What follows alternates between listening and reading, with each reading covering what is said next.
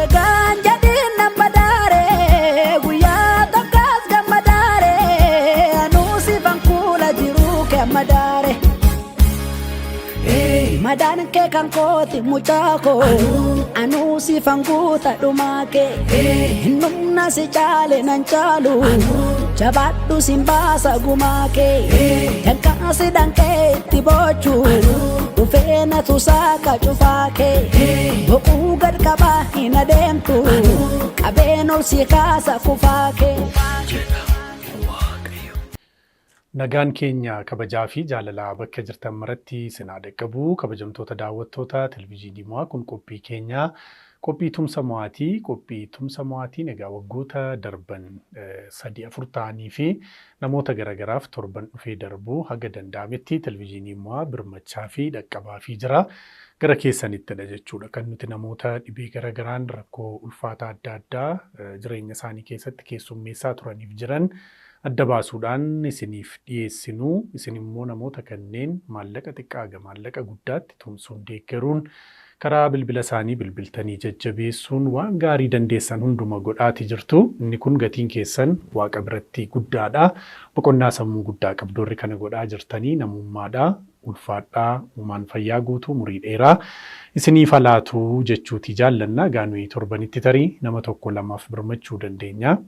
Warri kaan immoo naannoo keessan ollaa keessan namoota jiru gaafachuun dubbisuun rakkoo isaa adda baasuun waan dandeessaniin bira dhaabbachuunis cimina guddaadha. Aadaa kana jabeessaa babal'isaa jechuutiin jaalladha. Egaa har'as maatii tokko qabadhee dhiyaadhee jira. Barsiisaadha.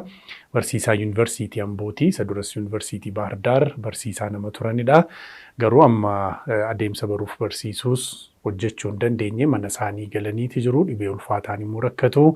Maal ta'anii maaltu isaan mudatee maal jedhaman kan jedhu hundumaa afaan isaaniirraa afaan haadha warraa isaaniirraa kan dhageenyu ta'a. Isin hagasitti bilbila isaaniitiin bilbiluufiin lakkoofsa herreega baankii isaaniin waan dandeessan tumsuudhaan harka mirgaataa fi jennaa. Gama ogummaa kaameraan seenaa lammii nu faana jira. Efreem Malkaamuutii haga dhuma qophii keenyaatti nu faana ta'a. Gad qabaa hin adeemtu qabeen ol si kaasa kufaa kee. Egaa baga nagaan dhuftan jedheen jira. Mee daawwattoota waliin walnaa baraatii haadha warraa keessa wal nu barsiisiitii waa'ee kee nutti himi. Tole, ani maqaan koo barsiisaa Mirgisaa Raarsooti. Anan hojjedhu yuunivarsiitii Amboorraa barsiisaadha. Isheen immoo haadha warraa kooti Biraanee Qanaatee jedhamti. Egaa ani dhukkuba kanaan bara 2014 kanan qabame. Yeroo sana akka carraa ta'ee yuunivarsiitii Bahar Daarin barsiisa ture. Gara dhumaatti gara dhuminsa bara 2014 keessadha dhukkuba kana kanan ofirratti arge. Yeroo sanatti sarjeriin naaf hojjetamee yeroo murtaa'eedhaa booda immoo erganii sarjerii irraa damdamadhee ka'eetii keemmoo marsaa 6 fudhadhee ture 2015 keessa jechuudha. Ergasiitii hanga tokko fayyummaan koo naa deebi'ee fayyaan ture hojii idilee kootti illee deebi'ee jijjiirradhee gara yuunivarsiitii Amboottis maatii kootti siqee jiraachuudhaaf jechuudha. Yaada ogeessonni dookteroonni naa kennan irratti hundaa'anii maatiirraa fagaachuun gaarii kan taane waan ta'eef yuunivarsiitiin Amboof Bahar Daar waliin haasa'anii dhimma kanaaf gara maatii kootti illee akka dhiyaadhuuf haala naa mijeessanii maatii kootti galee ture. Haa ta'uutii garuu utuman hojii idilee kootti jiruutii bara 2017 gara dhumaarra dhukkubbiin kun keessa kootti dhaga'amuu jalqabe. Gaafan gara mana yaala dhaqu xiqqoo yeroodhaaf akkanii garaacha fa'aa jechuudhaan ogeessonni yeroodhaaf dafee irratti mul'anne yeroo dheeraaf qoricha garaachaatii kan naa kennamaa ture. Haa ta'uutii garuu hankoo qaamni baay'ee na hir'achaa keessi koo baay'ee dadhabaa na dhufe. Gaafan ittuma fufee qorannoo yaalii garaa taasisaa deemu garaacha koo jala akka dhiitoon biraa jiru mul'ate ergasiitii. Sanarraan kan ka'e egaa xiqqoo baay'ee waan dadhabee tureef dafanii emerjensiidhaan akkan dafee keemoo jalqabu na godhanii yeroo ammaa kana bara 2018 keessa marsaa 6 ammas keemoo fudhadhee ergan jedhee booda itti fufee yaaliin kun gara biyya bakkee yoo ta'e malee biyya kana keessatti illee akka hin danda'amne carariidhaan biyya alaatti deemte malee hin danda'amudhanii sarjeriin hojjetamuu akka hin dandeenye ogeessi na hordofu naa kaanne. Sanarraan kan ka'e gaarii firii gara Xuqur Ambassaatti na erganii Xuqur Ambassaanis san malaalee xeenaa ministeeriitti na erganii isaanis yaalii biyya alaatiif waraqaa boordii naa kennanii Erga waraqaa boordii kana fudhadhee gara ji'a lamaa oliitidha. Haa ta'u garuu baasiin na gaafatee baasii guddaadha. Gara miliyoona 5 oliiti kan na gaafatame. Indii deemuudhaa fi hospitaalota indii keessa jiran baay'ee isaanii seerchi godhee gaafadhee jira. Kan isaan yaalii kanaaf akka na barbaachisu na ergan gara doolaara 32,000 hanga 35,000 akka na gaafatudha. Sun immoo gara birrii keenyatti gaafa deebi'u gara miliyoona 5 fi isaa ol akka na gaafatedha. Kanaaf egaa amma sababa maallaqa kanaatiifanii deemee yaalamuu hin dandeenye hojii idilee koo ergan adda kutee ji'a 5 olidha. Ergan gara sireetti deebi'ee ciise. Kanaaf abbaa maatii 3tidha. Ijoollee 3 qaba. Ijoolleen ani qabu immoo xixiqqoodha. Kanumti illee abbummaa koo addan baafanne ni jiru. Keessoo mucaanne tokko nama waggaa 2 reef ta'edha. Kanaaf lammiin koo biyya keessas biyya alaa jirtan yeroo ammaa kanatti haala baay'ee rakkisaa keessa waan jiruudhaaf waan qabdaniin waaqayyoon naa kadhachuudhaan qabeenya qabdaniin na cina akka dhaabattan karaa foddaa televizyiinii kanaatiin waamichan isiniif godha. Kanaaf adaraa keessan hamma danda'ametti na cina dhaabadhaa isiniin jedha. Galatoomaa. Yaadota afanitti boodanan deebi'a. Mee akka haadha warraatti maal ta'ee maaltu mudatee yoom argitan yoom dhageessanii maal immoo keessummeessaa dabartanii akka maatiitti? Tole barsiisaa Mirgisaan abbaa manaa kooti. Dhibeen kun akkuma jedhamu 2014 keessa kan inni mul'ate opereeshinii ta'ee ba'eetu fayyee hojiitti deebi'ee ture. Isumaan erga hojiitti deebi'een booda tureetu amma immoo bara 2018 kana keessa gara jalqabaa dhibeen kun CT scaaniitiin gaafa ilaalamu dhiitoon akka jirudha kan ragaan ibse. Ragaan sun immoo yoo biyya alaa deeme carariidhaan rukkutame malee opereeshinii ta'uu akka hin dandeenyedha ogeessi kan nutti hime. Mirgisaan midhaan hin nyaatu. Midhaan yeroo nyaatu ol deebisa. Dhagni isaa gadi dhumaa dadhabaa deeme. Ani nama ammaatti ittiin jiraate aannan ajjaa xiqqoodha kan inni fudhatee amma ammaatti hin ga'e. Bichi baay'ee ulfaataadha. Qoricha fudhachaati kan inni jiru. Kanatu Mirgisaarra jira. Ijoolleen qabnu ijoollee xixiqqoo 3dha. Akkuma Mirgisaan jedhe isheen hangafni waggaa 9. Xixiqqaa waggaa 2dha. Ijoollee xixiqqoo kana qabna. Haalli nu keessa jirru amma baay'ee ulfaataadha. Qoricha ittiin bituun baay'ee nutti ulfaatee jira. Qoricha amma torban 2 kan inni ciisee keemmoo sana fudhatu. Qorichi inni fudhatu sun gatii guddaatiin binneeti kan inni fudhachaa jiru. Baay'ee ulfaataadha lafa keessa jirru jechuudha. Wanti dabarsitee barsiisummaan jira. Waggaa meeqa barsiistee ka jedhuu fi rakkoon kun immoo tokko jedhee akkamitti ka'eessa jedhu osoo nu yaadachiistee natti tola. Tole ani hojii barsiisummaa kanan jalqabee bara 2017dha. 2007 godina Lixa Shawaa jalaatti aanaa Calleyaa keessatti haayiskuulii geedoo barsiisaa ture. Waggaa 3 achi barsiisee waggaa 2 immoo carraa barnootaa akka carraa argadhee gara yuunivarsiitiitti deebi'ee barnoota koo sadarkaa digirii 2ffaa baradhee 2011 yuunivarsiitiin ture jechuudha sababa barnoota digirii 2ffaatii fi ergasiitii gaafa barnoota sadarkaa digirii 2ffaa kana xumuruu akka carraa ta'ee Baardaar yuunivarsiitii akkan deemee barsiisu ta'e anis achis 2013-14 achan ture jechuudha. 13-14 achan ture hamma 15 qixxeetti illeeyyuu achan ture. Egaa nani achi barsiisu chaalenjoonni baay'een jiru. Akka carraa ta'ee muummeen ani barsiisus muummee afaan Oromoo ture. Afaan Oromoof ogbarruu ture. Muummeen sun immoo bara Oromaaraa jedhamuun barame achitti.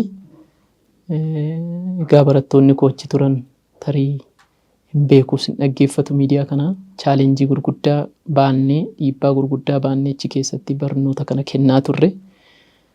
Erganii naguma kun barsiisaa ture yeroo sana Waaqayyo haa ulfaatu nagaa koo ture.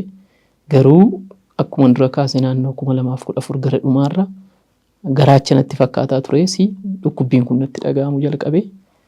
Ergan yaalii deemsisee booda garuu dhiitoon mar'immaan furdaarra ture.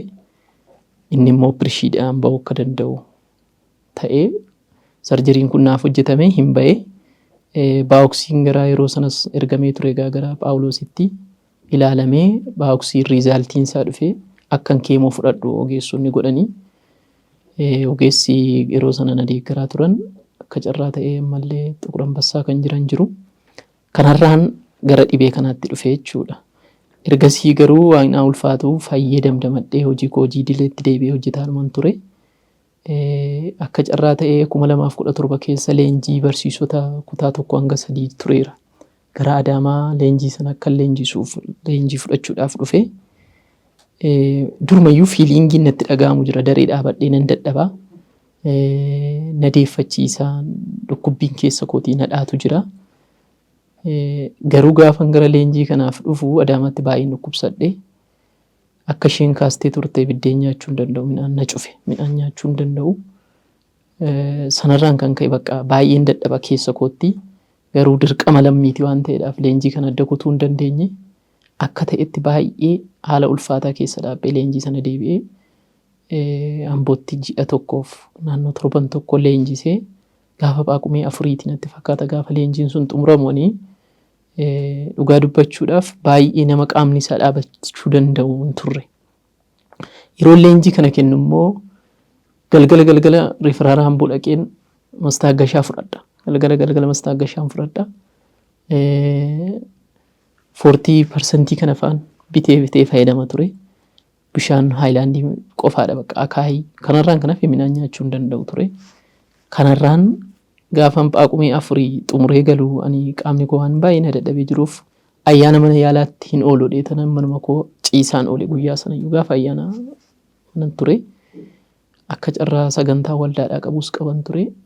Giddii tiradhee dhaqee bulee sanatti fakkaata. Ergasii deebi'ee waldaatti illee hin deebine. Tajaajilaa waldaati waldaan Silaaleetti ijaarsa waldaati ammarrallee iyyuu ergan dhukkuba kanaan qabamee garuu sababa kanaaf adda citeenis hojii dilee koos hojii taayila koos adda kutee jira malee kanaan akka kanattiin ture ergasiitii garuu taayila koottis hin deebine hojii koottis hin deebine akkuma isheen kaafte immoo qorichi kun baay'ee kostiidha. Injiru immoo riferaara Amboo keessa qorichichi hin jiru as Finfinneedhaatii bitee tanan 7 qarshii guddaadhaan biteen.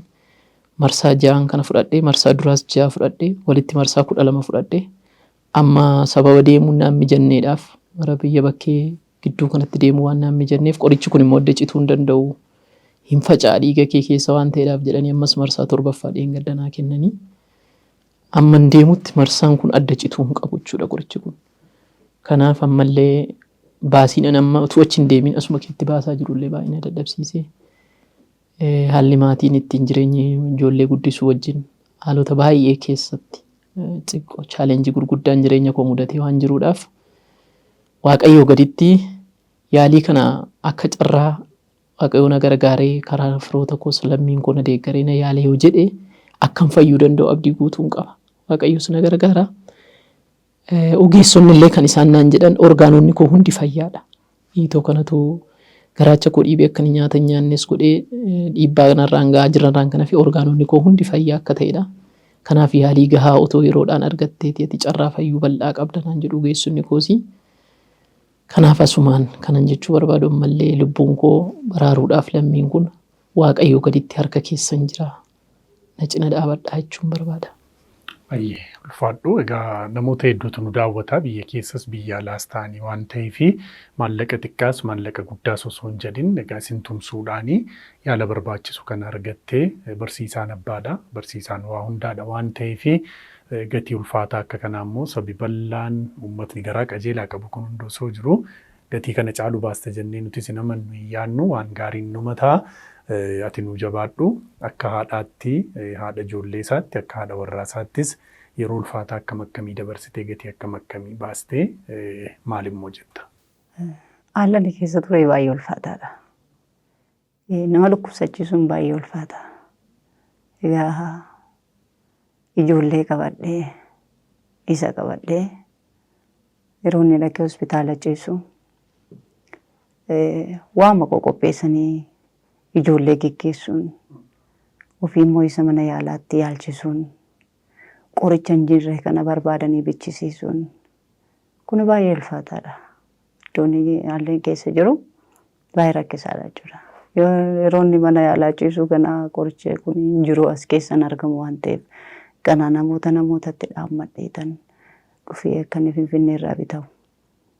Kanarra immoo ijoollee mana keessaa geggeessuudhaan rakkoowwan jiran ulfaataa ture. Gaafa birriin nu harkaa dhibee gaafa ittiin kan dhannee waa bitannu gaafa dhabne ganaa nama meeqa liqii gaafanneetu.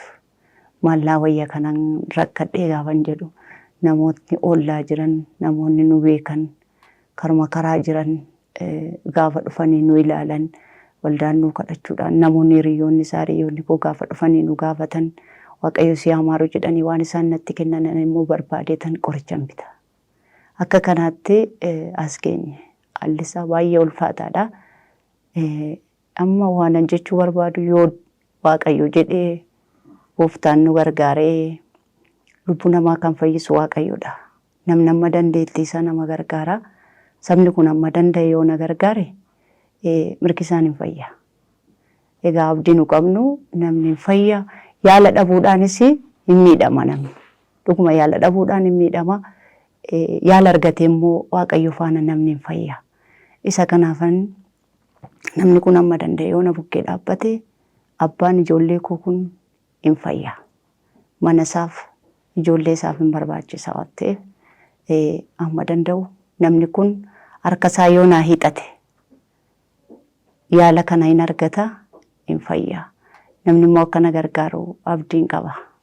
Namni na wal qabna malee homaa hin qabnu waan ta'eef amma danda'u inni keessaaf ala jiru harka isaa gara keenyatti yoo hiixate amma danda'u yoo nu gargaare inni kaan immoo Waaqayyoon nu kadhate idduma jiraniin Waaqayyo si amaaru jedhee Waaqayyoon immoo afaan qabu yoo naa kadhate mirgi isaan hin fayyaa.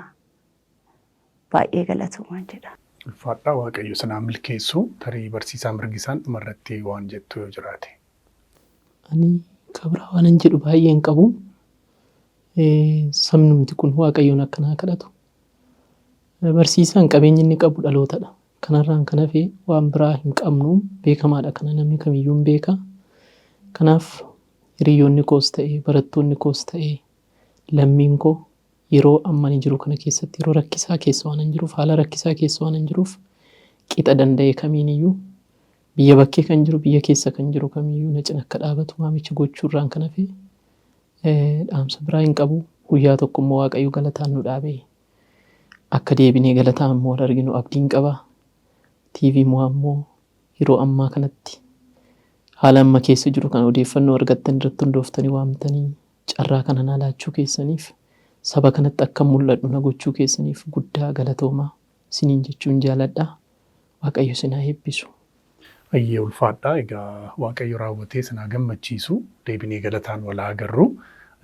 Namootni immoo irra deddeebi'ee kaaseera waan ta'eef egaa kun waan haaraa miti yeroo hin jedhu namoota nuti dhiyeessinu hundumayyuu tumsamoo irratti hamma nuti dhimminuuf yaadnu olitti gargaaranii tumsanii maallaqa gurguddaa galchanii fi akka isaan wallaanaman akka isaan tajaajilaman godhanii nu agarsiisaa turanii nu agarsiisaa jiru waan ta'eef kanas immoo waan gaarii kana ni godhu isiniinis nuunis hunduma keenyayyuu fi isaanis akka boqonnu sammuun keenya nu taasisu jenneeti amanna. Egaa akkuma haati warraan keessa jettee homaa wal malee homaa hin qabnu waliif dhaabbachuun waliif birmachuun immoo boqonnaa sammuu guddaa argachuudha galgaloo fi tolfachuudha. Hojii gaarii kanarratti hundumti keessaniyyuu hirmaadhaa jennee kabajaaf jaalala guddaadhaan isin gaafannaa. Qoricha gurguddaa maallaqa gurguddaan bitaa jiraniifis ammuma inni sun guutee wallaansa jedhaman argatanii fayyanittis bira dhaabbadhaa kara hundumaa kadhannaan gorsaan jajjabeessaanii maallaqa keessaniin jennee nutis waamicha kana isinii taasisneeti jirra. Egaa barsiisaa mirgisaaf maatii isaa Waaqayyo raawwatee hagammachiisu deebinee galataan wal agarru. Lakkoofsi herreega baankii isaanii televizyiinii mo'aa jala socho'aati ture waan ta'eef karaa fuula miidiyaalee hawaasaa keenyaas qophii kana ni argattu. Bilbilli isaanii achirra jira. Waan dandeessaniin tumsaa deeggaraa jenna. Qophiin tumsa mo'aa keenyaarraaf jennee magaalaa Amboo Yuunivarsiitii Amboorraa barsiisaa ta'uun egaa bara 2007 immoo kaasanii addunyaa barsiisummaa keessatti gahee isaanii baachaa nama jiran dhibeen immoo ammarra laaffistee akkasiin jabeessitaniif dhiyeessine waan ta'eef tumsaa bira dhaabbadhaa jennaa torbeesaa wal fakkaataatti maatii biraaf nama biraaf dhaqqabna. Kanarraa kana gayoonaatii gama ogummaa kaameraan seenaa lammiitu nu faana ture ani Firiin Malkaamuutii qophiileen televizyiinii mo'aafan biroon itti fufuu turtii gaarii. Egaan jedhin nama daaree guyyaa tokkos gammadaaree anuusi fankuula jiruu kemma daaree.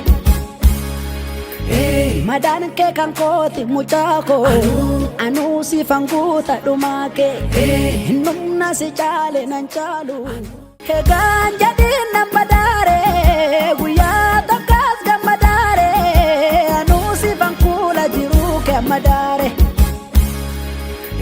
Madaan kee kan kooti mucaa koo anuusi fanguuta dhumaa kee numna si caale nan caalu.